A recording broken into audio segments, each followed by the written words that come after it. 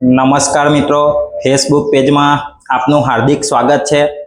અત્યારે સૌથી વધારે એક મહત્વની વાત કરવા જઈ રહ્યો છું। જ્યારે આખા ગુજરાતના અંદર જાગૃત યુવાનો અને દરેક ગામના જાગૃત વ્યક્તિઓ દ્વારા ઘણા ગામોમાં ઘણી અરજીઓ, ઘણી આરટીઆઈઓ કરે છે, પણ સ્ટેપ બાય સ્ટેપ જે રીતે અરજીઓ પંચાયતથી તાલુકા વિકાસ અધિકારીથી જિલ્લા વિકાસ અધિકારી દરેક જગ્યાએ અરજીઓ આપતા ગાંધીનગર સુધી લોકોની અરજીઓ જાય છે। અને જે અરજીઓ લીગલ હોય, ગામના હિતમાં હોય, તો પણ આજે એવી ગુજરાતના અંદર ઘણી અરજીઓ પેન્ડિંગ છે। ઘણા જાગૃત નાગરિકો દ્વારા કરવામાં આવેલી અરજીઓનું કોઈ નિરાકરણ નથી આવતું।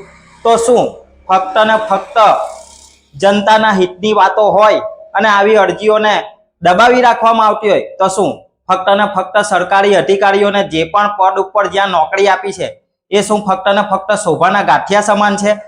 કારણ કે 1-2 મહિનાની વાત હોય તો ઠીક છે, પણ આજે 2-3, 4-4, 5-5 વર્ષો વીતી જવા છતાં પણ આ અરજીઓનો નિકાલ નથી આવ્યો।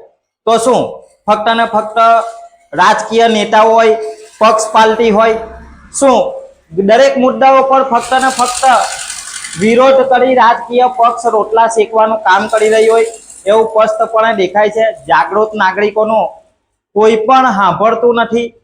તો ખાસ કરીને તમામ મારા યુવા સાથી મિત્રો, વડીલોને વિનંતી કરું છું, ગુજરાતના અંદર દરેક જિલ્લાના અંદર જ્યાં જ્યાં પણ તમારી અરજીઓ પેન્ડિંગ હોય એવા તમામ લોકો આ ફેસબુકના માધ્યમથી જરૂરથી કોમેન્ટ કરી તમારું ગામ, નામ, તાલુકો અને જિલ્લો જરૂરથી જઈને ગુજરાતના અંદર કેટલી અરજીઓ આવી પેન્ડિંગ છે જે ગામના હિત માટે, લોકોના હિત માટે અરજીઓ કરવામાં આવી છે, આજ દિવસ સુધી એ અરજીઓનું સરકારી અધિકારી કે તંત્ર દ્વારા કોઈ પણ નિકાલ કરવામાં નથી આવ્યો એ ખબર પડે। તો તમામ યુવા સાથી મિત્રોને ફેસબુકના માધ્યમથી વિનંતી અને અપીલ કરું છું, આ વિડીયોને વધુમાં વધુ શેર કરજો અને તમામ ગામ, તાલુકા, જિલ્લા, નગરપાલિકાઓ જેની અરજીઓ પેન્ડિંગ હોય એ તમામ યુવા સાથી મિત્રો આ ફેસબુકના અંદર કોમેન્ટમાં તમારું નામ, ગામ, જિલ્લો અને ફોન નંબર જરૂરથી કોમેન્ટમાં જણાવજો।